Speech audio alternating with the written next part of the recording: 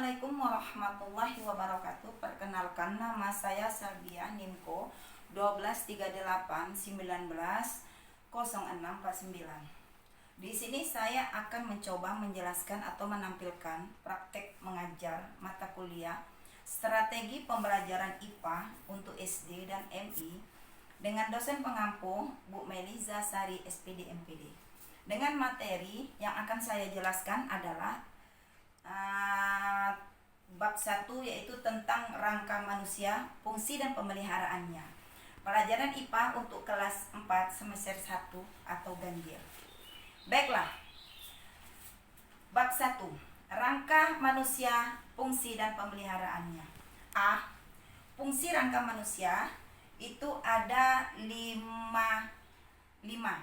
Pertama, fungsi rangka manusia yaitu menopang dan memberi bentuk tubuh. Salah satu peran utama tulang adalah untuk memberikan bentuk tubuh yang menentukan tinggi badan. Tak hanya itu, tulang juga berfungsi untuk menopang tubuh agar manusia dapat berdiri tegak seperti saya gini atau duduk. Nah, kedua, fungsi rangka manusia menunjang pergerakan tubuh dan tempat melekatnya otot. Ya, itu tulang itu ditutupi sama otot-otot. Tulang bersama dengan otot, ligamen dan sendi berperan dalam mendukung pergerakan tubuh. Seperti saya ini ya, bergerak ke sana kemari sehingga manusia dapat menjalani aktivitas sehari-hari seperti ke pasar, ke sekolah, mengajar dan sebagainya. Seperti berjalan, menulis dan makan. Fungsi otot yang melekat pada rangka ini adalah untuk menggerakkan tulang. Tulang seperti ini kita gerakkan tangan. Jadi tanpa rangka atau otot, tangan dan anggota badan kita tidak akan dapat digerakkan. Nah, itulah perlunya penunjang pergerakan tubuh. 3. Fungsi rangka manusia memproduksi sel darah. Sumsum tulang merupakan bagian tulang yang berfungsi untuk menghasilkan sel-sel darah. Sumsum tulang bertekstur lunak dan dapat ditemukan di beberapa rongga tulang tertentu, misalnya tulang panggul dan paha. Ini lunak, tulang panggul dan paha ini lunak. Selain menghasilkan sel darah, sumsum tulang juga berfungsi untuk menghancurkan sel-sel darah yang sudah tua. Fungsi rangka manusia yang keempat, menyimpan mineral. Sistem rangka manusia menyimpan 2 mineral penting, yaitu kalsium dan fosfor. Kalsium dan fosfor dibutuhkan sel agar dapat berfungsi dengan baik, terutama sel saraf dan otot. Saraf dan otot kita ya. Nah, yang kelima, fungsi rangka manusia melindungi organ-organ penting. Sistem rangka manusia berfungsi melindungi organ-organ penting seperti tengkorak, melindungi otak. Indera penglihatan, ini mata kita nih, indera penglihatan. Indera penerangan, telinga kita, dan saluran pernapasan. Setiap hari kita bernapas bagian atas. Tulang leher melindungi tenggorokan dan kerongkongan, dan saluran pernapas tenggorokan dan kerongkongan. Tulangan belakang melindungi saraf dan sumsum tulang. Tulang dada dan tulang rusuk melindungi paru-paru kita, sebagian alat pernapasan dan jantung. Tulang panggul melindungi alat pencernaan dan alat reproduksi. Bagian B, pengaruh sikap tubuh terhadap pertumbuhan rangka.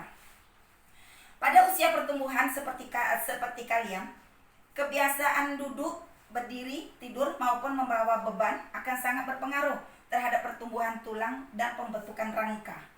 Pernahkah kalian melihat seseorang yang badannya bungkuk? Banyak tuh ibu-ibu atau yang sudah lansia, bungkuk dia. Kebiasaan menulis di meja yang terlalu rendah akan mengakibatkan tulang punggung bengkok ke belakang. Akibat sikap duduk terlalu membungkuk. Kelainan ini disebut kyphosis. Ya, itu namanya kyphosis. Oleh karena itu, kamu harus membiasakan diri untuk bersikap yang benar, baik pada saat duduk maupun pada saat tidur. Duduk kita itu harus yang benar, tidur kita juga harus yang benar. Beberapa kebiasaan lain yang tidak baik untuk pertumbuhan tulang antara lain kebiasaan menulis dengan duduk di meja yang tinggi dibanding kursinya. Kebiasaan ini akan mengakibatkan tulang belakang kita bagian pinggang terlalu condong atau bengkok ke depan. Kelainan ini disebut lordosis. Contoh atau gambar sikap duduk yang benar. 1, nih duduk yang benar. Ya, ini duduk yang benar. Yang kedua, ini duduk yang salah, sikap duduk yang salah. Kelainan tulang ini namanya keposis. Gambar yang ketiga ini kelainan salah juga. Gambar yang ketiga kelainan tulang lordosis. Agak segini. Di gambar yang keempat kelainan tulang duduknya agak mereng. Ini salah juga cara duduknya seperti kayak gini. Ini namanya sikap duduk yang salah, kelainan tulang namanya skoliosis. Ya. Sekarang bagian C. Penyakit yang dapat merusak rangka manusia itu adalah ada 5. Rangka dalam tubuh manusia itu ada 5. 1, polio. Polio ini disebabkan oleh virus, sebuah virus yang jahat. Penderita mengalami kelumpuhan, bisa lumpuh.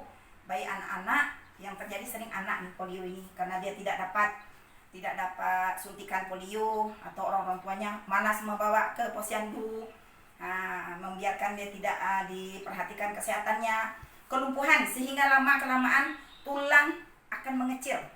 Pencegahannya dengan pemberian vaksinasi pada balita. Inilah yang orang tua tidak pernah memperhatikan vaksinasi pada balita, padahal di mana-mana sudah tersedia di posyandu. Udah tersedia di masyarakat di mana-mana, tapi cuman kelalaian orang tua, dia tidak mau